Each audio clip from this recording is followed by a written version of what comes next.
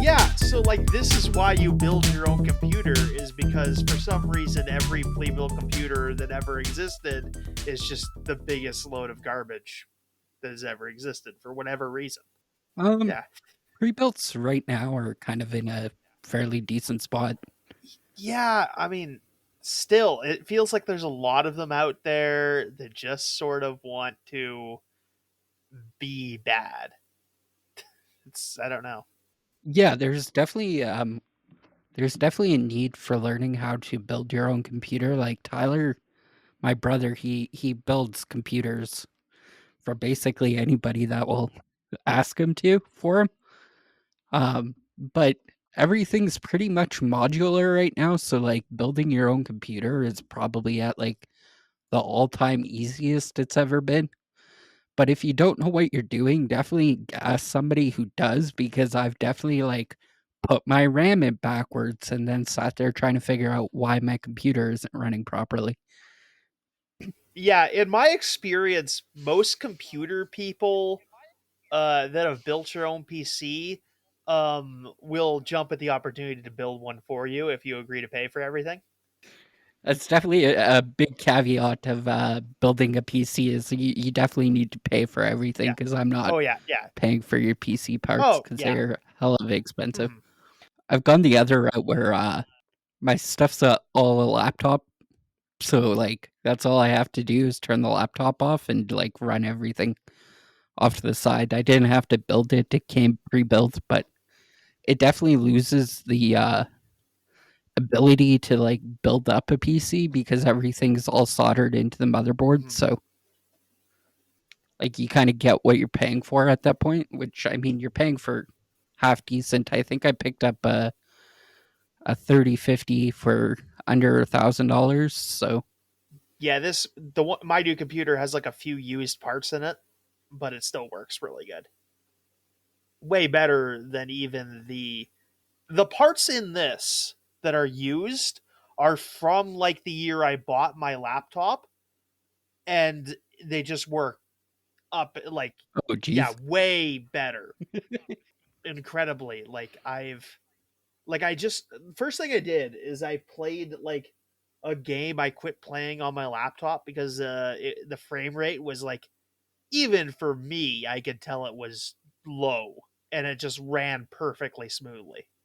I'm assuming it was probably in that like 30 to 60 range. On the laptop it was definitely less. Less. Yeah, like I feel like at 30, like I can at least like not tell that like I'm seeing a frame. Hmm. Which I mean, even then, movies are like 20 something, so that means it was going less than 20. Oh, that's yeah. Okay. Movies have like that low frame rate, but you're not necessarily going to be easily be able to tell if you're not looking for it like frame rate. But so anyway, yeah, this will hopefully you hopefully won't have had to wait, the listeners. You probably hopefully wouldn't have had to wait as long for this episode as you did for the last one. Yeah, I've just had a lot more work. I've just had a lot. I just assumed you're trying to transfer stuff over No, I've just been with a new PC and stuff like that off your laptop to. yeah, not terribly hard. But I've just uh I'm doing like a good bit more work than I was because I have a coworker who's taken his on like sick leave, which is fine. It's just like after a while, it's just gotten a bit much, and there's been like stuff at work that have been like big deals that I've had to deal with. And I've just had a lot of work in my day job. It's been hard to get on other stuff, and I've again, like last time, I've been working on the novel. It's coming out in the fall, or in the hopefully in the summer. But yeah, I'm working on a vampire novel. It's called The Pennsylvanian. It's going to be out this summer. I am currently, the book is like mostly typeset. I need to do like, that's like 90, like 5% done. I am getting the cover made. I'm still, yeah, that's a work in progress, but it's coming along. I'm gonna have like a book out in the world that people can read, and then other people can talk shit about my stuff as I have talked shit about other people's stuff. Um, Mind Yeah, you, that's fair. yeah. I mean, by and large, be nicer to me than I've been to them, because I will be harder on people with like $1 million budgets every day of the week. But yeah, it's coming along. It's pretty close. I am, for the first time, going to be working on like a completely different. I'm working on my second book. Well, secondly my third book. It's my second book that I will be putting out. I'll be working on that totally at my writers retreat that's coming up end of the month here. Yep, I'm feeling really good about it. We'll do like a bunch of specials on the podcast for to advertise for all 15 of you. I don't know. But we're going to have some fun with that. Anyway, Cody's going to introduce the podcast. Yeah, so this week we're going to be talking about neoliberalism seen through the lens of the movie Yep. Ready Player One by Yep. Steven Spielberg. Oh, the movie, yeah, movies by Steven Spielberg, book is by Ernest Klein. This is the PoliSciFi podcast, where we where we examine political topics through the lens of fiction, mostly speculative fiction and sci-fi and fantasy and whatnot.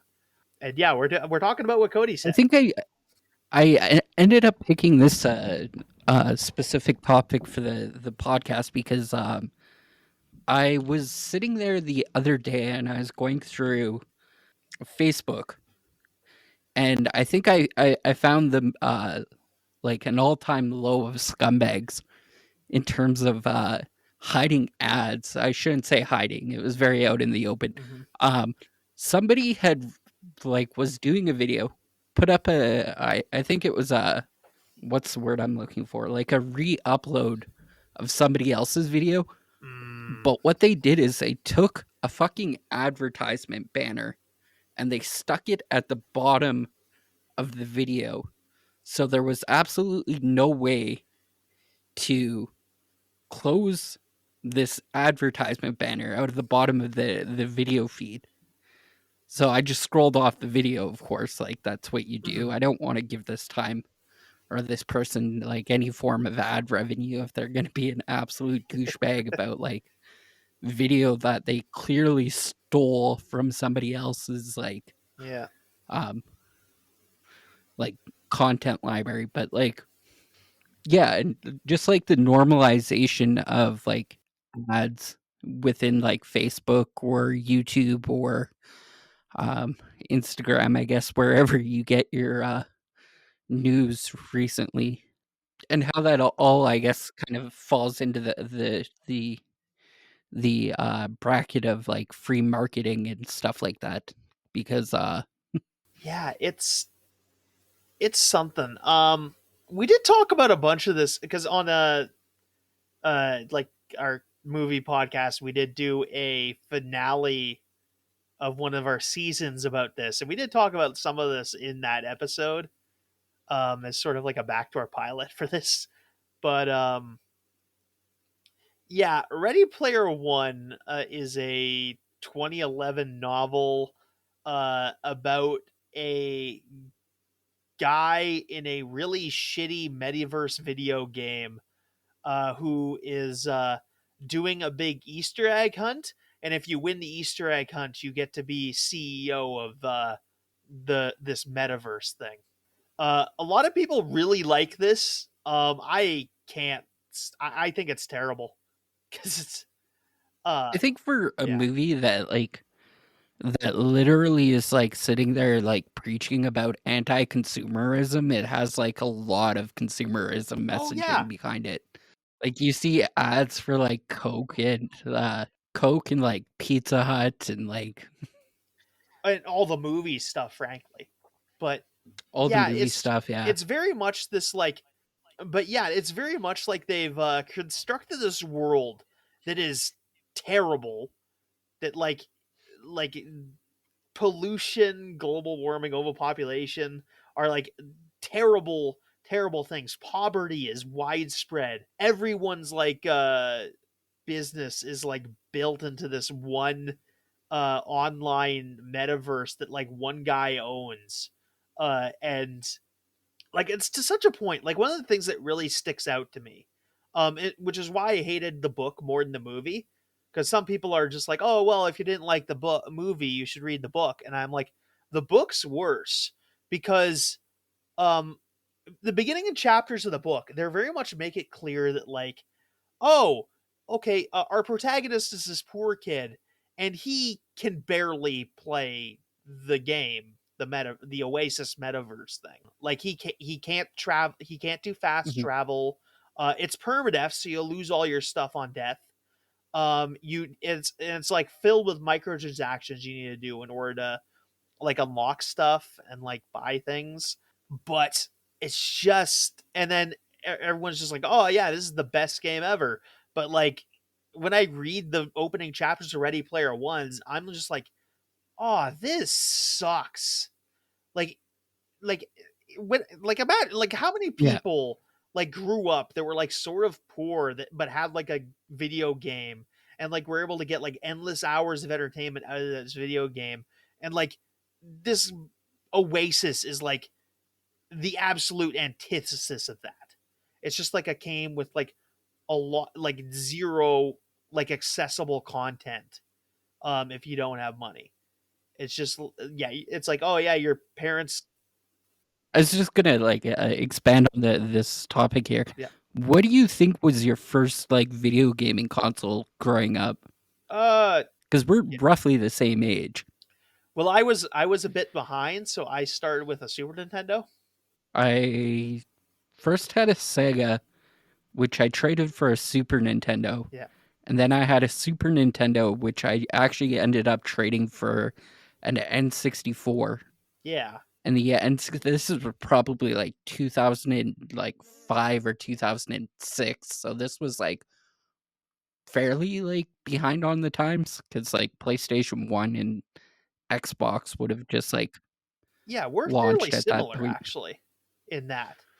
Cuz I didn't get my first like PS like Yeah, probably yeah. because Yeah, I didn't get my first PS2 until like the PS3 was about to come out, oh, I think yeah, maybe roughly a couple of months.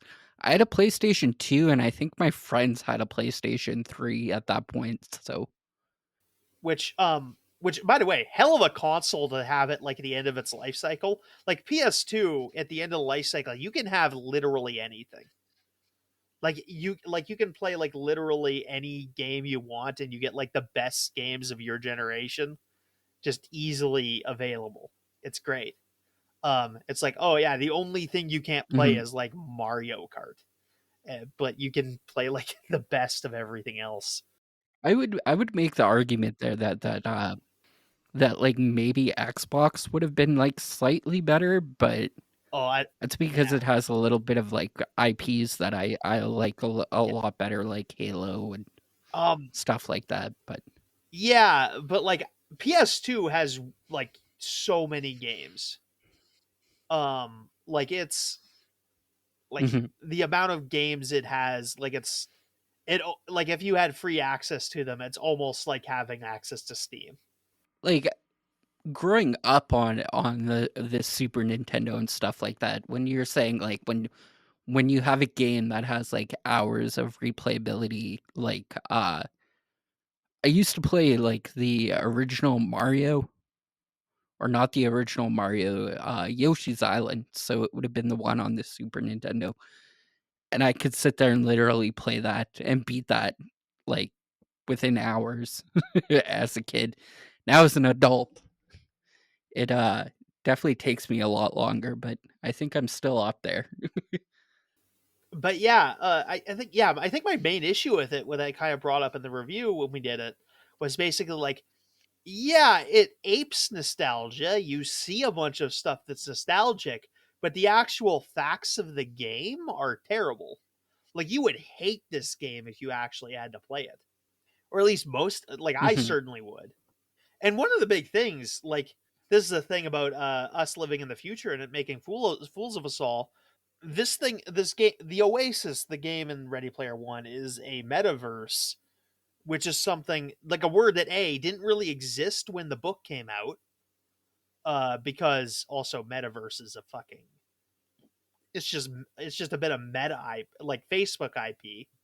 First of all, like mhm. before that, we just called it virtual reality. And even then, if we like we're describing something like it's like a matrix or whatever, a simulation, but it's metaverse is very much a Facebook can be, but Facebook can have that IP because the metaverse is dead. Like it has actually probably died Yeah, more since we did that review. I forget, like it's at least a year old now.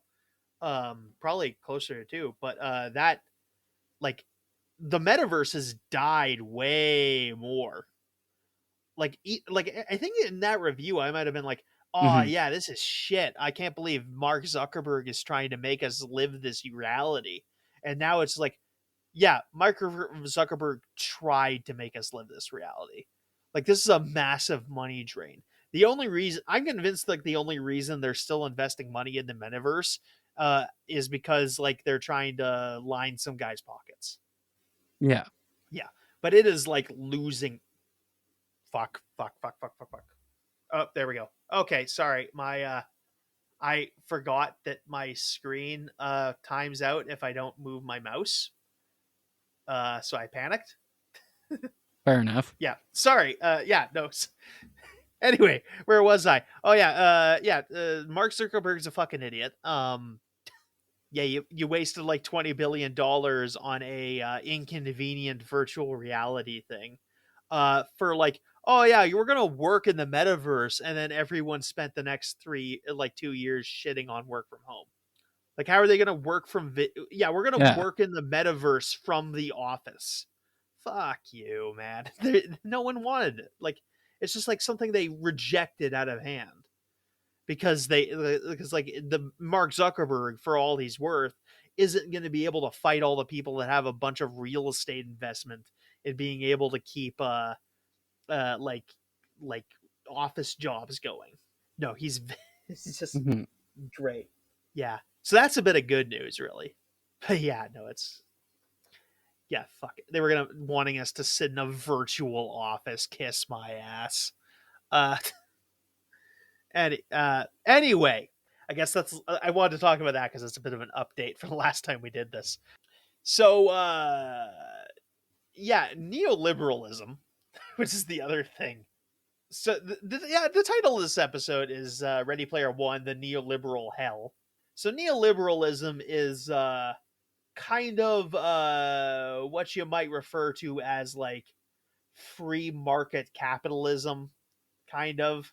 It's not really a it's not like there are conservatives who believe in neoliberalism, sort of. It's not a strictly well, I guess depending on how you say it, you might define it as a left wing, right, a purely right wing thing. But if you're going by that definition, like the Democrats are on the right, most of them, which I'd say that's correct. But yeah, that's a sort of like, but yeah, neoliberalism is like a yeah, it's basically the philosophy of free market capitalism. Sure. it's a philosophy. It's a philosophy revolving around like getting rid of like price controls, deregulation of the marketplace, free trade, privatization, I think austerity, limiting state influence in the economy, that sort of thing. There's bits of it in libertarian. I guess libertarians are like the closest to fitting that role. Although I don't know that neoliberalism has as much of a social component, at least on paper. Like this is very much like I'd say it's a almost purely economic philosophy. I don't think it gives too much like thought into like social belief. fair enough. Yeah. And yeah, it's kind of the prevailing belief structure of the latter half of the 20th century going into today. It might actually be dead, is another thing, sort of. Not really though. Like in the sense that like if you want to say Trump killed neoliberalism, well, a caveat being like we'll see if he killed neoliberalism. Like I'll believe he's killed it in like 10 years time, but I won't he's maybe trying to and at least delivering the like the thing that Donald Trump's doing right now where he's trying to like create a bunch of tariffs so that he has to bring that we have to that people have to do a bunch of like domestic manufacturing. That's very much anti-neoliberal. Whether or not this will all Yeah, pan that out was in going to the be end remains to be seen.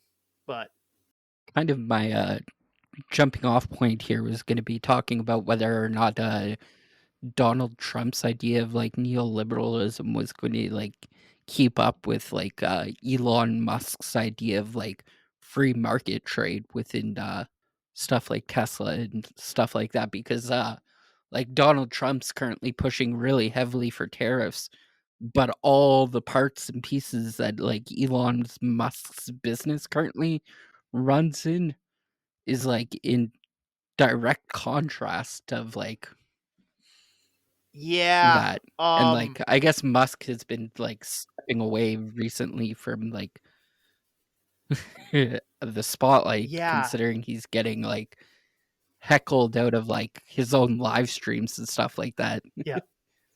No, yeah, this is a currently, hell of a but time to be doing this episode, honestly. But yeah, what Trump's doing right now is somewhat anti-neoliberal.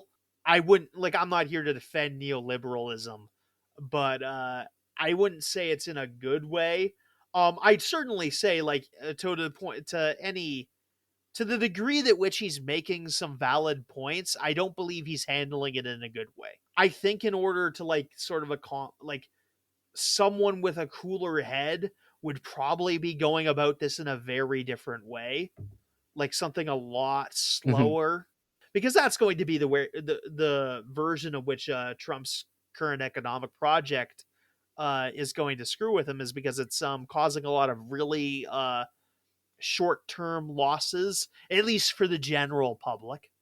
Like none of this is mhm. withstanding to like, I mean, rich guys are gonna rich guy, but yeah, this like there's an argument that like I think a lot of people have been arguing that you need to step away from it for a long time.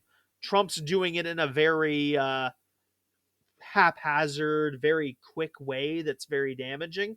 And some of that almost certainly could have been Well, mitigated by doing it differently. even to the point where people are like, "Is this technically insider trading? Are we Oh yeah, no, doing that's yeah, bad things for the rich people?" 'Cause, like, the market panics and, like, the people who don't have, like, copious amounts of money into the market, like, start selling out shares, and then, rich people, buy them up at a discount, and, eventually the market's going to balance out, and they're gonna end up losing money, but the rich people who have money can, sustain the short-term loss, so I guess, my other question would be, is Project 2025 technically neoliberalism under I guess you have a very basic, listing here what neoliberalism is in the Yeah. show notes, No, but no, not really. Neoliberal. I mean, there's this whole bugbear behind this entire conversation that I think a lot of neoliberals are just lying, if not to everyone else, then to themselves.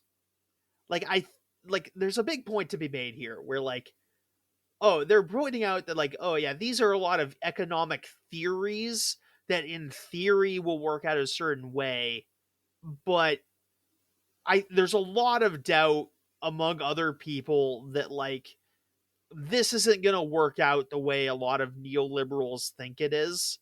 The reality of some of these situations is something that's not like, I think any there's a lot of economic conversations about like, oh, well, the free market is a theory, it's not really reality. And like, there, to an extent, like some people are like deregulating certain things in a way that ends up making the like corporations as like just as powerful, if not more, like even if differently so than the government. Where like the goal, like a lot of mhm, people will point out that like neoliberalism and like free market philosophies result in like these ultra powerful corporations, which don't and the end of game and the end of the day won't leave us feeling any better than like than we were before. Like, what does it matter whether the guy running the countries in a like a like a businessman or a politician? Like it, like does the question sure. do the questions of political science end the and like stop happening at the steps after the steps of parliament? These are questions that is certainly, like, if neoliberalism went through in its entirety, would need to be asked. I mean, I think this is why libertarians, which are probably the most, like, in quotes, the most neoliberal of the neoliberals, this is why I think a lot of neoliberals end up leaning right wing, even though that there was a lot of libertarian stuff that was like socially liberal.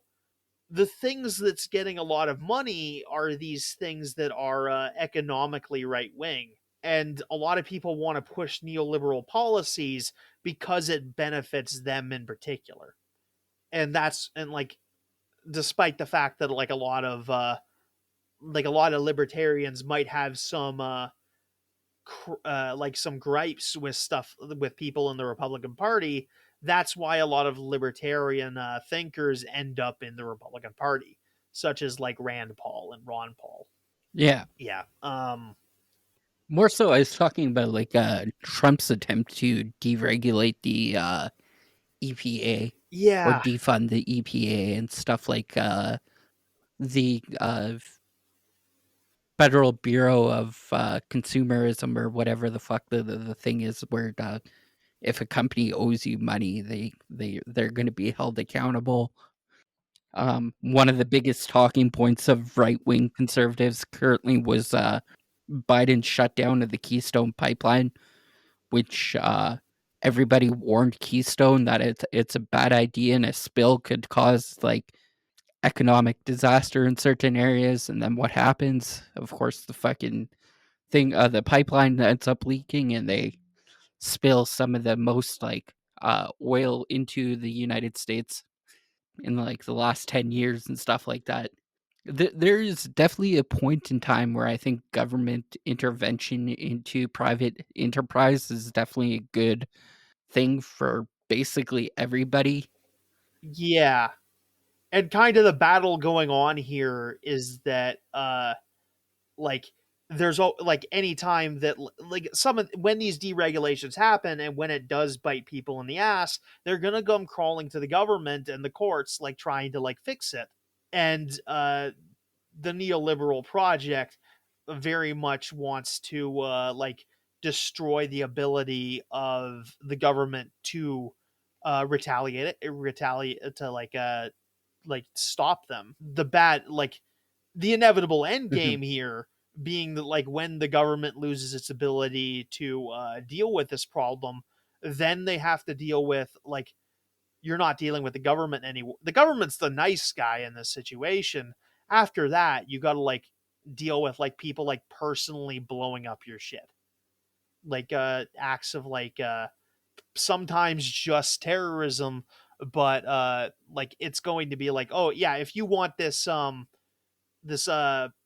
sludge pipeline to stop putting the stuff in the river, if you get rid of the government's ability to shut that down, well then now you have to blow up the sludge pipe to prevent it from. Yeah, I also think that like being able to hold corporations accountable in like any form of meaningful way, I guess the best way is like hit their bottom dollar, because besides that they're pretty much untouchable. Like I think a good example of this was in the early uh 1900s. I can't give you an exact timeline, but basically if you wanted to dump stuff, garbage, whatever, um you would go in and you'd buy out like poor neighborhoods, because the people who are gonna like fight you on it don't have the Yeah, money to be able to sit there and fight you on it. So you can get away with like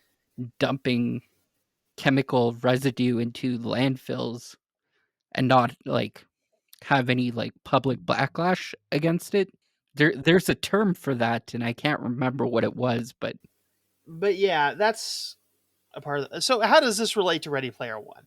Yeah, Ready Player One, I just kind of see it as like the inevitable result of this thinking where like I mean, I very much some of this is dictated by the fact that like the Oasis is a metaverse, and like I've seen like nowadays because it's the future. From when they wrote this novel, from when Ernest wrote this novel in 2011, we very much see what they actually tried to do with something like the Oasis, and it wasn't pretty. We see what video games are like in the Mhm. mid like the early 2020s and late 2010s, and probably for a little bit longer here, is that like a lot of people like major video game companies are very much trying to squeeze every dollar out of you. They're spending the they're not only like increasing the physical price of the base game, but they're making it so that all the if you want something nice to like if you want any cosmetic items, well you got to pay money for that. And if you don't want to pay money from that, you got to grind your ass off.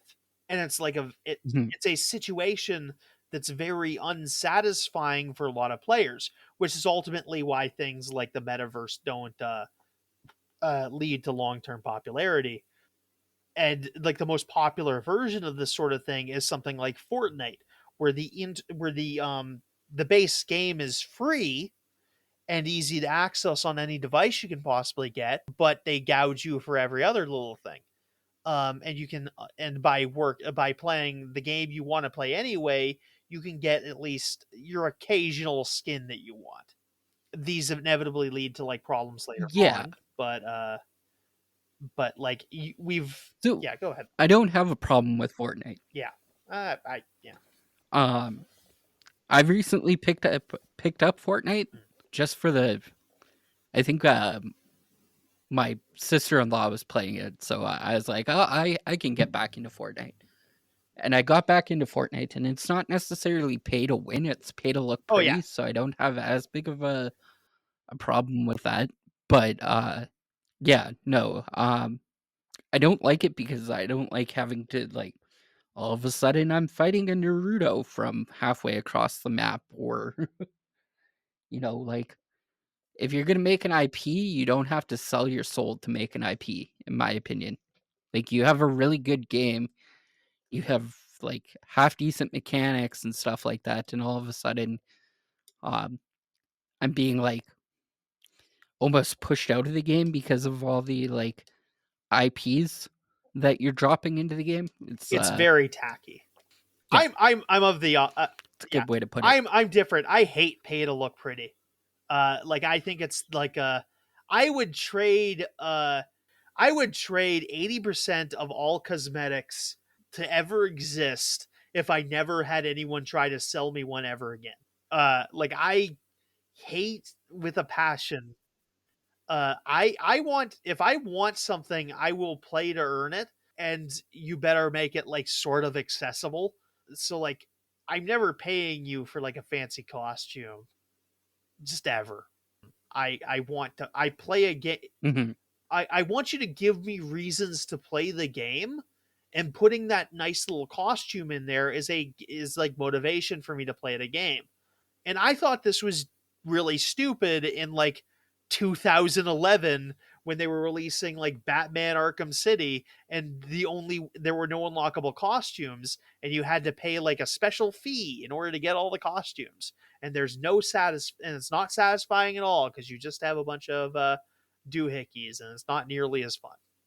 Which is Mhm. why the Spider-Man PS4 is like so much more superior to the Batman Arkham games, purely because of that.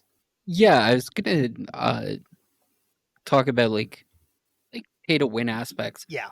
Way back in the day, there was Star Wars Battlefront 2, which was like pretty much declared by the government to be online gambling, Some governments, but yeah. and then outlawed by EA. Yeah. Yeah, the Oasis. By the way, Oasis totally pay to win. Like, that's just fact of the matter. I don't think you can give me a proper reading of, at very least, the book. The movie I buy, like that's why I like the movie better. The movie seems like it's a fun game. Like, like at the beginning of the movie, Yeah. the guy has like a bunch of cool shit. In the book, he has nothing. I cannot stress that enough. Yeah, it sucks really hard. Yeah, so the thing with Battlefront 2 was because loot boxes, which are gambling, just don't fit the government. Oh, this is how why we're gonna regulate something version of gambling. I will point that out because people are like, oh yeah, it doesn't. There's no payout, so it's not gambling, which is, yeah, that's the rule, like the legal definition of gambling. Like, okay, so most places, the way we differentiate from like your dad's card game and the like poker game in the den at a casino is that or like just poker in general, is that like you're gambling real money, and you can lose that. The reason why like loot boxes in a lot of places didn't wasn't considered gambling is because you are putting money into it, like in a casino where you would put money into getting chips, but you do not pull money out of it, which is why a lot why it stops being, which is why it doesn't get regulated as gambling. That is a legal definition and not the like dictionary definition, first of all. And like you'll notice that like that and this is a thing that the game companies have absolutely noticed, is that it's a system that is like very much has a very similar buy-in to gambling, but evades a lot of legal loopholes because it doesn't have that end point, which is the legal definitions of gambling exist because they don't want to they don't want to like ban the game of Texas Hold'em, right? They don't want to like, you can play Texas Hold'em without like having like real chips. You can just play Texas Hold'em for peanuts as points, or like a point system. You don't actually need to be betting $500. You can be Mhm. betting 500 points, and it would be like the same game, sort of. I mean, you don't have the thrill, like the gamblers will tell me, like, oh, you don't have a thrill, like you don't have that literal thrill of having real money on the line, but it is a functionally identical game. And the payout distinction is like put in for that reason. The also other thing, and obviously in places like Belgium, this legal standard hasn't hold up because they've noticed that like the a lot of the build-in, and instead of the bit of euphoria that drives the gambler forward in a casino being like a big payout, it's just a bunch of flashing lights and you getting a fancy item, which is literally worthless. Which is like the statement of the company is that like your digital items that you get in a video game are literally worthless, which is the line of like EA and whatnot. Does and like places like Belgium will have pointed out that like yeah, that doesn't actually make this better. Um, like the reason we don't let kids gamble is not because we're afraid of the kids pulling out $500. Like the threat here is not that your 10-year-old will wander into the casino and walk out with $10,000. That is not the thing they're trying to regulate, and it is not the purpose of gambling laws. Like a 10-year old maybe shouldn't be trusted with $10,000, but it is not the concern of the government. The concern of the government is that people are going to be like fleeced by these companies, and like people develop gambling addictions, and these very like if you don't want to call it a gambling addiction, it is something functionally very similar is happening with a lot of these microtransactions. People are spending beyond their means. Yes, some of them are like what you would consider like mentally ill or have some sort of mental health issue there. That doesn't so do all the gambling addicts. That is not like that is true of almost any gambling addict. Most people with like without these mental issues do not necessarily develop a gambling addiction. There's often something there. Some of those factors are environmental, but some of them are genetic.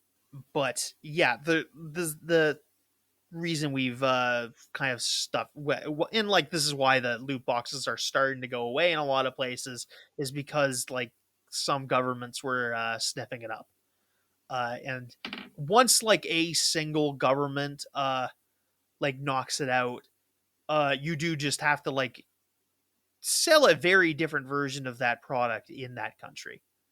And the more countries do that, the more it becomes a problem. And at the certain point, you're just like, fuck it, we're just gonna make it to the standard of whatever region. Like especially if something gets like done at the EU level or the United States level, they're just gonna do that everywhere with like very few exceptions. Yeah. Um, I think Saskatchewan had Canada even had an anti-online gambling policy for a really long time. I think they just recently got rid of it because I yeah. keep on seeing ads for. Oh yeah. I'm loving that we. By the way, yeah. I'm very much loving that we've gotten rid of the like. We've just decided that online gambling is okay now, purely just because of corporate bribery. It's not Well, that anything's changed. It's just because, like, oh yeah, online gambling, yeah, sports betting. yeah, yeah. No, it's something we were told was horrible for years, and it's not that it stopped being horrible. It's just that, like, oh yeah, now we're gonna tax it. And I'm very much like, I'm not. Mhm, It's unsympathetic to that because, like, I very much do not want like gambling to be run by literal gangsters because that is what happens. mhm. The only one I trust less than the government is a gangster. And that's not because the government can't fuck you up more. It's just because they're less likely to. Like yeah, the Yeah, government might, but the gangster will. But like that's the only yeah. like I'm very much like I don't want gangsters doing anything. Like I just think Mhm. they're like it's a system where if they're doing it, they can't be trusted to do it. They cause more damage than they solve, and I'm willing to like let a lot of stuff be legal so that we don't have this black market things. I think there's like a very small line of things where we gotta leave where yeah this can only exist as a black market, and those things are like guns and like weapons. Like you can't have like legalized like automatic weapons floating around the street. Like that does need to be like in the examples where like those end up on the street, that does need to be an illegal thing. But I think by and like and yeah, on that level I'm like yeah, gambling can be fine. I think there's definitely some like we definitely shouldn't be letting them advertise as much. Like we've just Yeah. like thrown out any ban on like sports gambling advertising, which we should not have done. Like Mhm. I don't think you should be able to advertise gambling on the like television. in radio and internet. Actually, I don't know how much of it I see. I see it a lot more on television. Maybe it's just because I don't watch enough sports content that I'm not getting it recommended as much. But yeah, it's flooded on television. Probably because sports is like 80% of television. It's just sports and news is most of television. But yeah, and yeah, we're getting. I'd say we're getting off topic, but like again, all of this stuff is very clearly present in Ready Player One. You do like in both the movie and in the book, you see people gambling with real money in the Oasis. Like people lose money. Like gambling's legal in the Oasis. I'm not confident it's being like limited to people under the age of 18 because it is like for Oasis credits, which is pointed out in the books that like the Oasis has like in a lot of way like when he just in the book when he describes like voting considers the vote in the Oasis for the Oasis like people's representative to be more important than his like voting for president. Like that is just a thing. I guess it's one of the issues I had with the movies and the books. Um, I think the movie makes a very big point of like what the IOI or the like evil corporation of the Oasis ultimately was like advertisers trying to take over the Oasis and like sell products within the Oasis, which ultimately is already happening, like Exactly. to a lesser extent. But ultimately, it's still being done. The thread of the plot is like, oh, who's like Activision's gonna take over Blizzard. Like that's the big threat of the like, which might have made sense when Mm. Activision didn't take over Blizzard. Like they're the same thing now. It's so stupid. It's like there's no like they're gonna make the game 20% worse. Which is the thing that no one wants to admit is that the Oasis is a shitty fucking video game. And they're all blinded by 80s nostalgia about that being the case. And like maybe, like I'm trying to think of the book because it's been a few years since I've done a reread Yeah. of the book, but I'm trying to figure out how they differentiate the two between like the movie. At least it states like IOI is trying to like sell 80% of like news feeds or like player feeds to advertisement space. So 80% of what you see in the Oasis would be advertisement. But I mean, okay, so I figured out one thing. The Oasis does not the Oasis does not put people the company that runs Oasis the Oasis does not put people in the labor camps. I will say that. Like that is a case. mhm, However, I will point this out because this is the ultimate neoliberal thing about the Oasis. They don't ban the fucking forced labor accounts. That's the big thing. yeah. Yeah, they have like 10 like in the plot And I of the mean, I movie and the guess, book, thousands of these like forced labor Oasis accounts active at any given time, and the corporation in charge does nothing to ban them at any point. And like maybe that's just because like technically the guy in charge of it is like acting in charge because he's waiting for the guy to win the Easter egg hunt. Which who knows how long they thought that was actually going to take. But yeah, like maybe there's like a point to be saying like, oh yeah, the guy and the acting president does not have the authority to like ban these accounts, but that's stupid because it's obviously in like anti what the fucking what's his fucking name, the asshole who made the Oasis, James Halliday, fucking James Halliday, just decided like yeah no James Halliday would be perfectly fine with like a big corporation having like 10,000 bot account like forced labor accounts. Like I guess they're banning the bots, I guess maybe, but that's yeah, it's so fucking dumb. Do you have another point? Because before I go into and another thing. Uh, no. Okay, and another thing, fucking James Halliday, fucking this dumb piece of shit wants to do his like Sword of the Stone quest with no account that like this is the real fucking world and that he can't actually make a sword in the stone where like the guy who pulls the sword out of the stone is going to be definitely worthy of owning like his like being the king of England, where like that's like that works because that's Mhm. magic. There's magic preventing a guy who's unworthy of being the king of England from pulling the sword out of the stone. But that's like you can't do that in real life because it's a fucking like it's a thing and people are going to do what gamers have always done, which is like data mine and theory craft the crap out of it and like suck all the fun out of it. There's like I totally do, on a degree, I believe that James Halliday is too stupid to make this just like a conclusion, but he is like absolutely like ignoring the fact that like gamers will like absolutely suck the soul out of this quest the second it happens. Yeah, I guess ultimately it really boils down to like one person being shittier than the main character of this story. Like one person who's just gonna like sell out the whole entire Oasis for profit. And another thing, And like sorry, go ahead.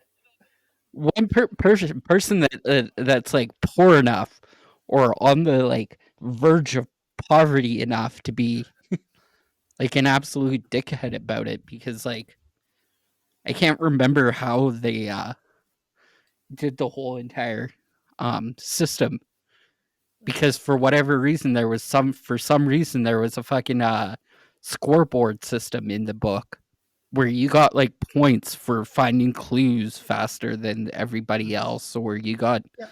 a high score which ultimately doesn't matter because Oh yeah, yeah. it's like the first one to touch the egg gets the fucking whatchamacallit. Yeah. No. Yeah. There's nothing actually like definitively stating that like these are going to be you're going to be worthy of becoming like the Mhm. ruler of the Oasis, which leads me into my and another thing. The Oasis is like its own little society. It's basically like a pseudo nation where like it's a Mhm.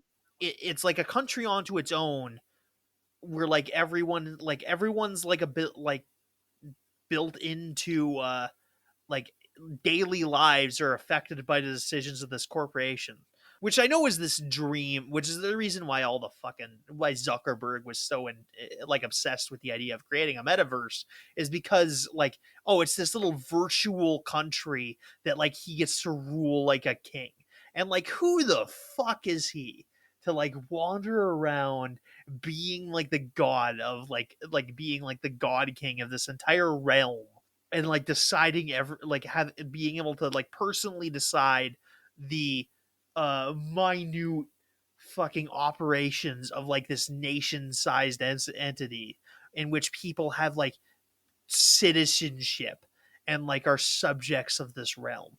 Like yeah no who like it's just a it's creating the like the problems of the real world in the new in the fictional one, and I won't be having it. While also ignoring all the problems of the old Yes. world that you're just like using this artificial world to escape from. It So, was like the other thing with like all these metaverse things where like, oh, you can buy virtual land. Fuck you. I don't want to buy virtual land. I want to like you can create infinite space. Why are you creating finite of things? Like it's just making like mhm. yeah, just making things hard to have. I don't want things to be if I wanted to work for something that was hard to have, I wouldn't be playing a fucking video game. And like none, and like honestly, that's the fact of the matter. None of these people want to be playing fucking video games. They want some new thing to make money off of, which is why NFT like and this like reached its like conclusion in like the NFT bullshit because they were literally fucking trading money around on fucking nothing, and it was just like random nonsense bullshit. Just a thing to toss around that we say has monetary value, even though it serves no function and fulfills no task, fulfills no need. Just this is why I can't stand crypto. It's just this useless thing. It's just that something we've stuck value on, but doesn't Well, fit it like fulfill okay, any so purpose. so here's my counter argument to crypto, and I mean, maybe I'm like thinking too heavily into it. Crypto's still a currency. Well, maybe like bit. Like there used to be markets for like buying Bitcoin and stuff like that, or like it's buying stuff with Bitcoin. Like it still serves a function. Like an NFT, fuck no, had absolutely no purpose. I mean, like I might buy that a little bit for like Bitcoin, sort of. Although, but like is like Trump coin is not a currency. Like it's just a thing. No. Like I'd buy it And for then that. he Yeah. artificially inflated his net worth by using this shit like this. So it's kind of a giant piss Yeah, off. someone needs to explain to me why that wasn't just a thing to bribe the president of the United States.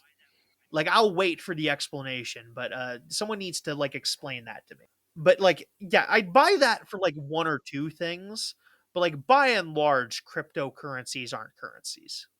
And also like with Trump currently, we see Trump being a president like no other president has ever done because he uses his large scale platform to like embolden his own Yeah. riches, but using like taxpayer money to pay for his like golfing resorts and stuff like that. But like there was nothing stopping him, like back in the day, stopping him from like still taking Oh yeah. bribes, which is ultimately really gross because like a foreign dignitary could just go to like Trump Tower in Dubai and say, I'm going to spend X amount of money here in Dubai to gain access to him. I guess this is like a more like leverage hold Yeah. Uh, currently because like for example like Russia or China could buy out copious amounts of his Bitcoin and hold that over his head by saying, I can sell this and your net worth will plummet. But I also think it was such a rug pull that the people that currently have X amount of money in his meme stock is mostly people that he knows who got rich off doing it. But yeah, a lot of crypto is just like very much unless like, oh, trust me, bro. And that's not even like I'm not even saying that derisively. Like even like the guys who are like legitimately like trying their best are like very much in a trust me, bro position. I yeah, totally believe there's a few of those guys that like genuinely mean it, but yeah, it's honest. Like it's a situation like every time you listen to it, it's like, oh yeah, at any time the guy in charge can just lie and like take all the money out of it and pull a bunch of money. I guess it's like one of the selling points of cryptocurrency is it lacks government oversight. Yeah. Oh, that's a neoliberalism point. It's like they like, oh yeah, lack of government because they keep saying, oh, government only ever makes things works, which I'll point out is a mantra and not a law of the universe. Which is the mistake a lot of I think political Mhm. people make. It's like they assume their political views are like laws of the universe, which no, political science is not like literal science. Which is why some people are calling it political studies now. Which I mean, I'm enough of like a I'm enough of a wasp to like not like change, but I understand why they're making it. It's just they're changing the name of my thing, and I don't. Yeah. Yeah. Anyway, so yeah, the idea of like, oh, it's good to have less government oversight, but if you like lack the government oversight, at a certain point you stop being accountable to the government and just be accountable to some guy. And some guys are nice. Some guys are nice, Mhm. but it is just some guy, which is the key thing. when like Elon Musk always brings up that like, oh yeah, if you don't like corporations, you shouldn't like the government because the government is just like some sort of big corporation. And it's like, yeah, technically true, but the government's elected, corporations aren't. And the Yeah, reason the re and yeah you aren't. the reasons democracy is good is not because it universally produces good results. It's because you can do something about it when it produces a bad result. And I think the right's starting to finally, like, come to, terms with this, like, in real time that, like, "Oh, these are government officials, we're gonna start holding them accountable." I think a good example of this was, the town halls. The right stopped holding town halls because the right was coming into these town halls to question the right on what they were fucking doing. A good example of this is the current, El Salvadorian prisoner, and, I saw a town hall where the right wasn't having the speaker sit down and, like, shut down the debate of, like, whether or not Trump should be allowed to ship people off to random prisons in the middle of the night without any due process laws, so And yeah, again, that's the reason we want to keep democracy around is because we don't want them to be unaccountable like a lot of corporations are. Corporations, like the only way you can hold a corporation to account is by like making sure the corporation fails, which Mhm. sucks because like if you want a corporation to change its ways, you need to like speak with your wallet and make sure that corporation does like fails financially, which the people that really get punished for that are the workers, and then the billionaire, the guys in charge, because they're making six plus figures a year, plus like if like on the low end, they just get to sky like golden parachutes for everything. Because like if you're paying someone Mhm. $500,000 a year, what do they care if the company fails?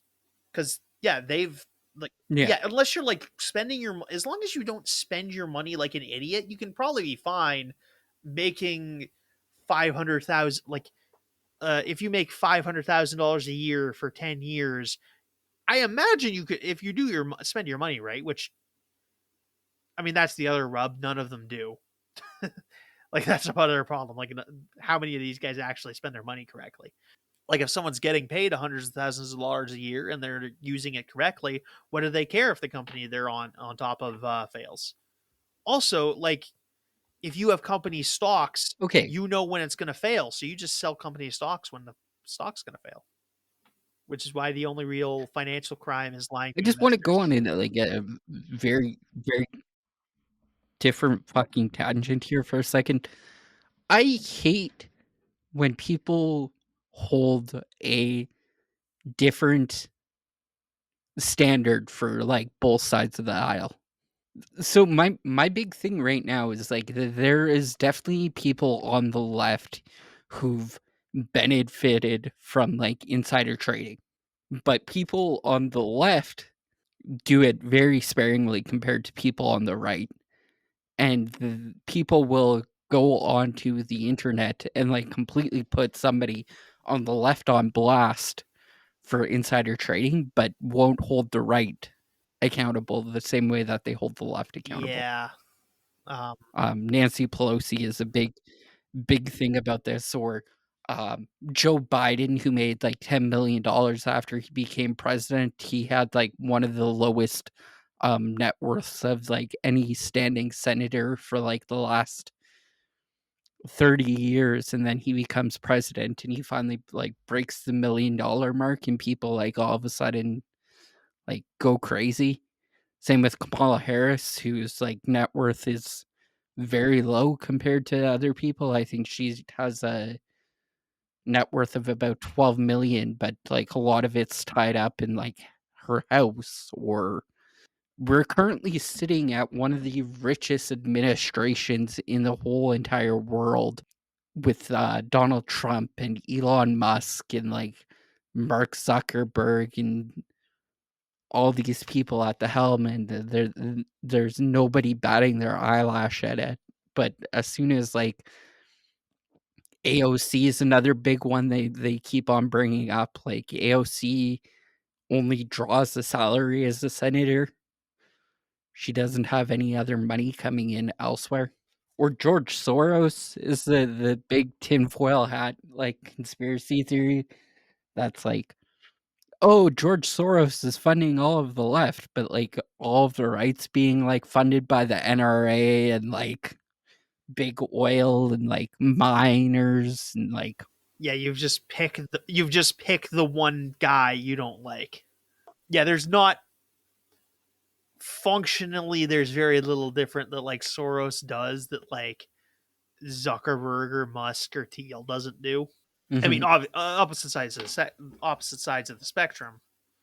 But yeah, it's functionally a lot of the same things are happening. But yeah, yeah, it, politics are annoying sometimes.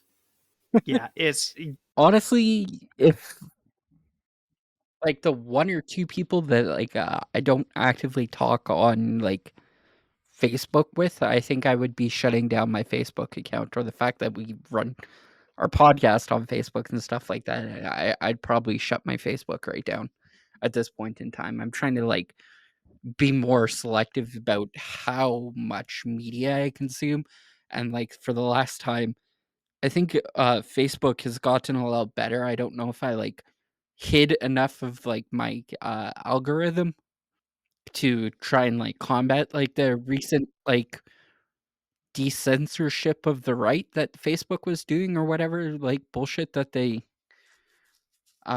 tried, or they completely, like, caved recently on that and started hiding posts that are, like, clearly transphobic or, like, clearly heavily right-wing influenced, if they start covering it up way more, since then to save face or whatever.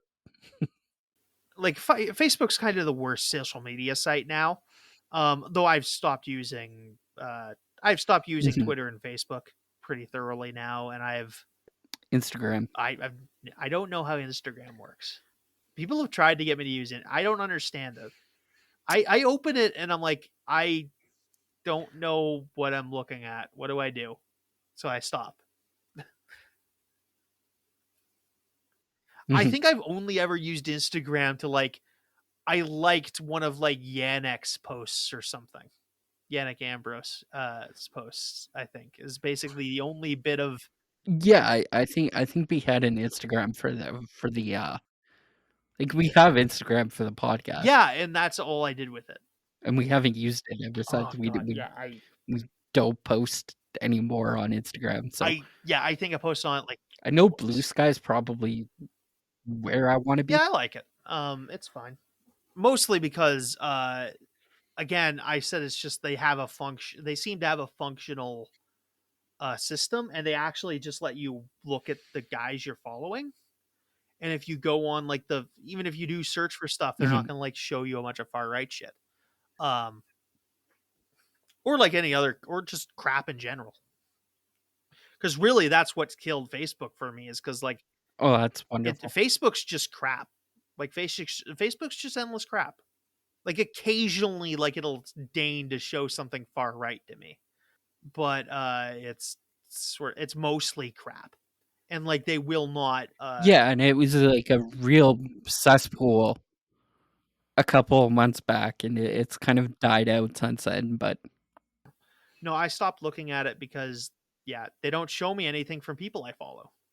Yeah, fair enough. mind you, I've blocked a bunch of people, but even then, I think and some of that's just like people don't post on it anymore, and it's very much like a Mhm. lot of it's like this thing I'm very suspicious of, where it's like, oh yeah, they're posting memes, and I guess they benefit from that somehow. Like it's just like a fan page that I'm getting recommends as a bunch. I don't know what the deal is. Facebook also lies about what makes money on it, so that's a thing to keep in mind. Or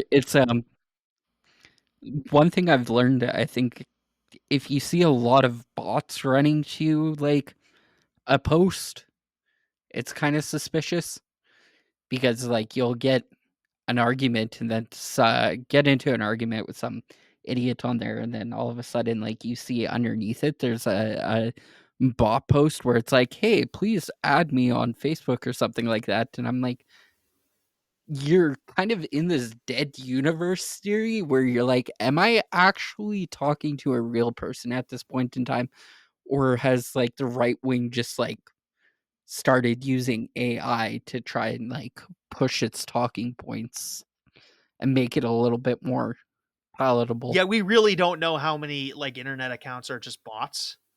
Elon Musk said he was going to tell us, but he didn't. Yeah, how really weird how he didn't do that. Like Jesus that fuck. was one of the like main reasons he spent like 49 billion dollars on Twitter, is because he was going to get on Twitter and tell us how many bots people were using, and then he never did. Like the only thing that amounted from that is like they banned a bunch of like fun bot accounts. Like oh yeah, here's our daily dolphin picture. And they were getting those accounts banned. Like that was Mhm. it. And then yeah. Also I also don't use Twitter anymore Yeah, cuz well, yeah. I don't think I ever used Twitter before. It was nice for a bit, and then Elon Musk just like slowly added feature after feature that made it worse. Like Mhm. also like I muted Elon Musk on Twitter before he bought it.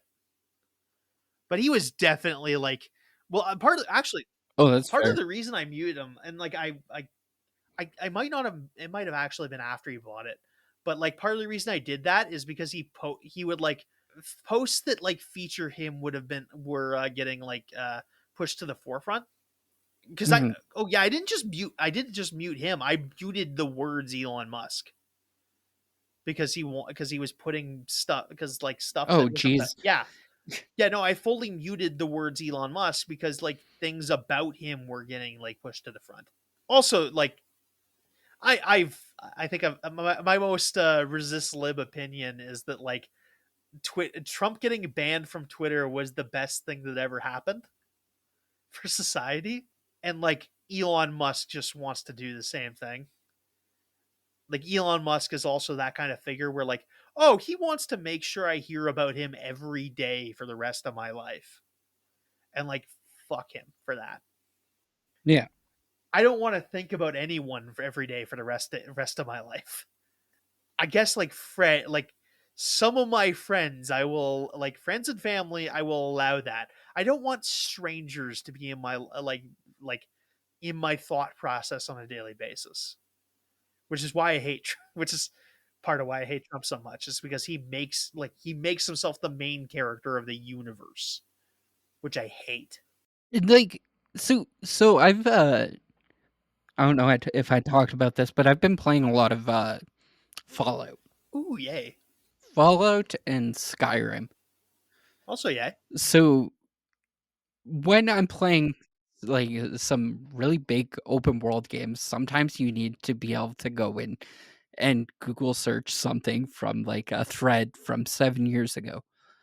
But because of this, my YouTube algorithm is pushing Fallout and Skyrim content, which isn't horrible. I like to watch playthroughs. There's a guy on YouTube that I like. His name's Tizzy, and he's Welsh, and he does like 100 days in like Skyrim legendary difficulties. It's a lot of fun to sit down and watch. So go check him out.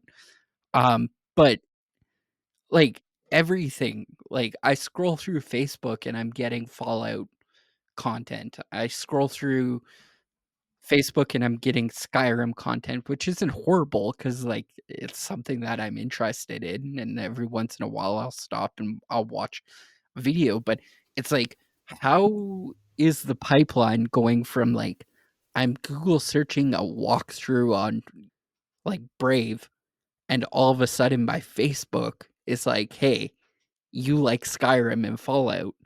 Here's videos of Skyrim and Fallout. Like Cookies.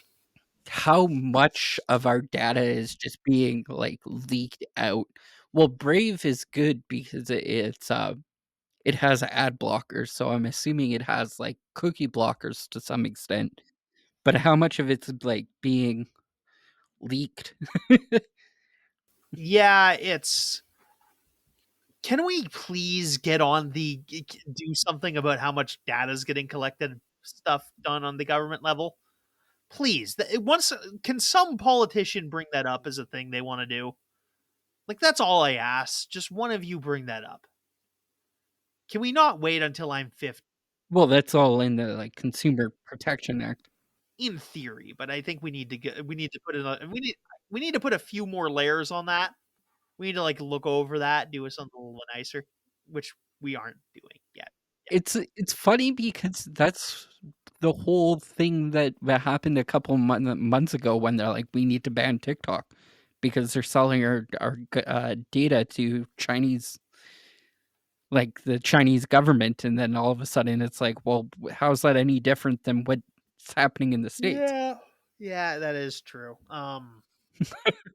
It's all being data mined into, like, government or not I shouldn't say government, I mean, corporate, Yeah. data and being sold off to, American companies so that they can sell their product. So, It's yeah, it's sucks. this is one devil for the other. Yeah, no, it's like yeah, do I trust the Chinese government? No. Is do I trust any of the guys that are getting my data? Also no. I'd rather just do something on a blanket level if that's possible, or at least attemptable. Mhm. I'll attempt something. I don't care if it works. Just do something. Just don't let them do everything. Is that so much to ask? Just like like have some incredibly base. Can we have some legal ramifications for all this bullshit they're making me like? I agree to this every time I do a website. Like that's all I ask. Just make sure they don't put anything illegal in there. Like I don't need to read like a legal document every time I want to log into a new website. I just want to like make sure like they're not going to be able to do anything illegal. That's all I ask. I think, John Oliver actually brought up a really good point to this is that way back in the day, um they rose to protect a government official who went into an adult video store, and somebody came in after him, saw him, recognized him, and said, "Hey, can I see what that guy's, viewing?" And once that happened, the government put regulations in to viewers, to stop somebody from going in and, like, viewing what somebody else was viewing in, like, video stores, but it was all self-serving and for its own. Yeah. And then I think, John Oliver, started writing fanfic Yeah. for, I wanna say Mark Rubio, um, Ew.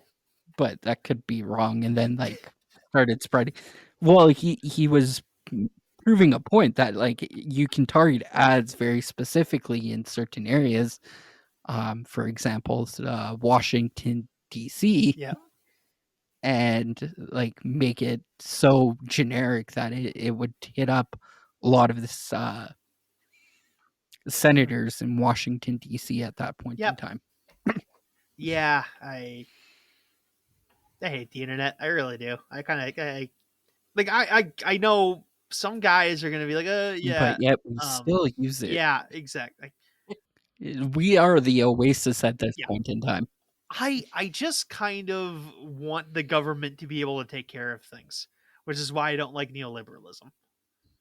Like I kind of just want them to like Mhm, take care of some things for me, which they don't. Which is neoliberalism is like fundamentally disagreeing with. I just want the government to take care of it sometimes. Like I shouldn't need to worry about whether or not mhm. my chocolate bar purchases are financing child slave labor. Like that shouldn't be my job. Do I need to quit buying Hershey's because like, oh, we can't do anything about people like doing child labor? Like is that my job? No. It's the government's job and they don't fucking do it. And like, no, we can't. No, we'll find them. It's like, oh yeah, fucking do nothing. No, just I think they should have destroyed the Mhm. Hershey organization for that or whatever. whoever it was. I don't care who it was, whoever it is.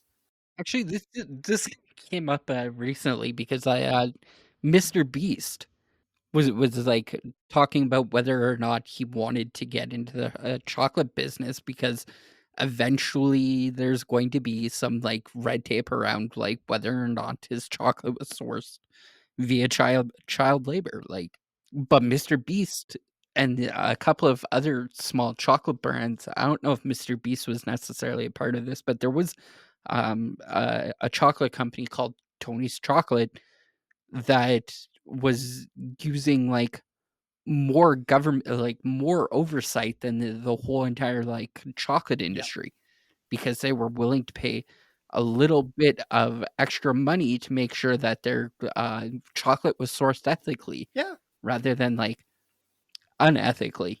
And nobody else is doing that except for like this little tiny like chocolate bar brand. So if Yep. you're going to buy chocolate, well, you should probably buy it from them.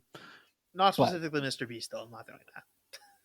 yeah, I brought up Mr. Beast because Yeah. it was It's at an the forefront, but example. I get your point. But like it's just, I don't even know if he went through with it. So like if you're going to look into it, definitely check that out.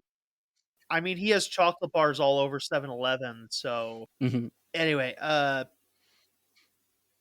Anyways, fuck, there was 2 points I was gonna make. this is getting on to like 2 hours of just like anti-consumerism rants. So But yeah, no, I kind of this is yeah. Again, that's the reason I disagree with neoliberalism. Is like I want the government to do some things, and I'm disappointed that the government doesn't do well, some things. what's the what was the last like Supreme Court big decision? I think it was a 3-6 decision about like lessering the amount of sewage going into drinking water, like making it so that more people are drinking like raw sewage. Yeah, fuck. For fuck's sakes, legislate from the bench. I'm sick of this fucking bullshit. We're like, oh yeah, we're just supposed to literally read the law and like pay no heed to whether or not it has negative consequences. Just fucking legislate from the bench. Like like at this point, like the American Supreme Court would like fucking like legalize murder if like they somehow came up like the American Supreme Court would legalize murder if they like came up with a version of it, for fuck's sakes. These are also the same guys that said that like oh yeah, it's not actually the government's problem to prevent child slaves from like harvest like child slave chocolate from being sold and like from being used, or like them being able to sue American corporations. They decided that wasn't a thing that needed to happen, which is why I brought it up. But yeah, I'm very skeptical. And you said you had a couple of other points. Yeah, I'm very skeptical of this idea that like, oh, our buying with your wallet is the best way to solve all the world's problems. Don't buy things if they don't agree with your moral view. And to that I say, I try my Mhm. best. Man, it's a lot of fucking work. And like it's a lot the old communist catchphrase, there is no ethical consumption other capitalism.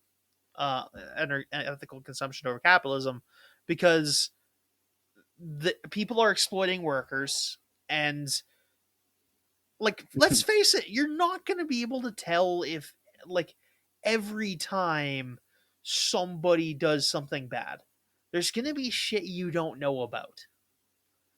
Like I don't care how well informed you Yeah. are, there's shit you don't know about that would like turn your stomach going on.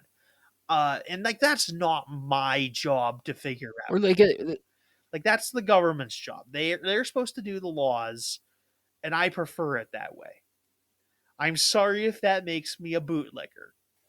a couple of like other like really good points to this is like in the United States, for the longest time, like the agricultural industry was unregulated, so people like miners could sit there and be the ones collecting all the food that you own or you eat that goes out all over the world. Like how are you as a consumer supposed to be like, well, this company is using child labor to be able to sell their products here, but all those products also go out to restaurants. All those products go to companies that all like are.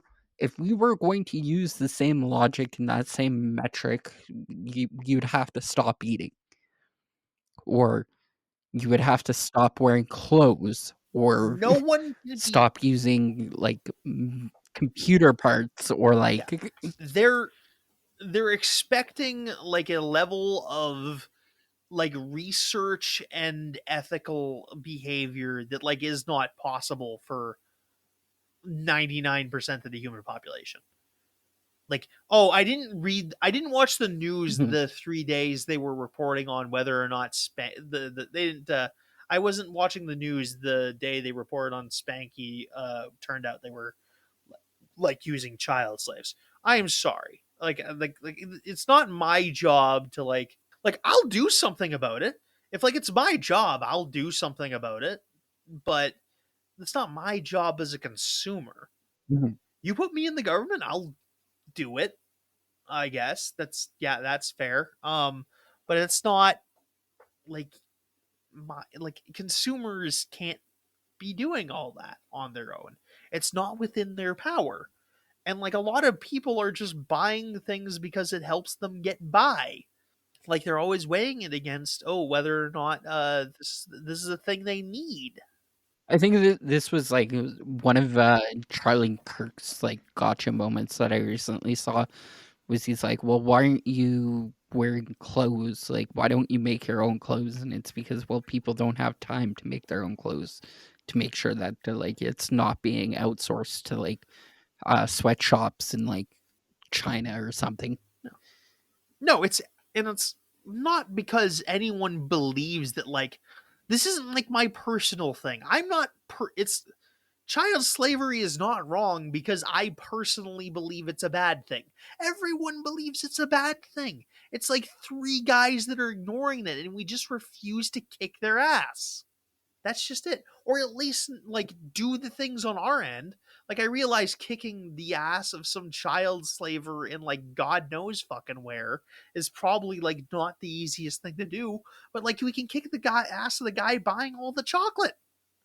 Just like legally kick his ass. And we're Hmm. not necessarily referring to like this is a metaphorical ass kicking.